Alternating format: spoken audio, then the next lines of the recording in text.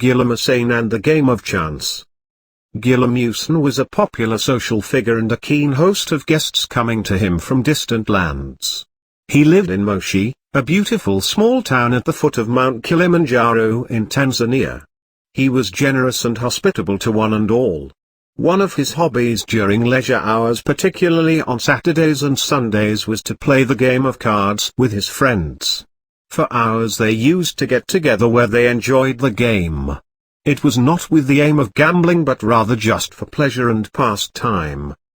Once in the midst of a lively game of cards, his servant came to inform him that a guest of his was seriously ill at the guest house and needed his immediate attention. He sent the servant back saying he would come soon. But he was so much engrossed to withdraw from it.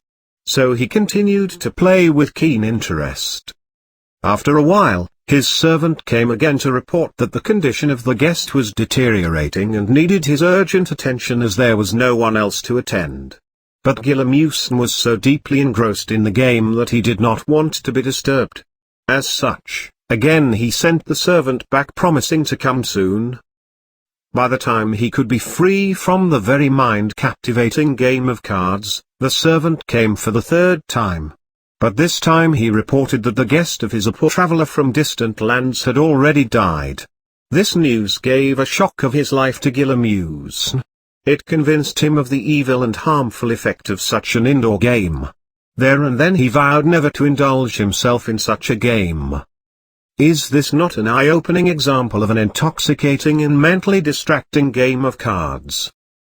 Commonly played today either as a pastime or for gambling purposes? Perhaps it also explains the philosophy behind absolute Islamic forbiddance to play or watch such a game, even without the chance of gaining or losing money. It is meant to be prevention than a cure, lest man is one day tempted to use the game for gambling purpose.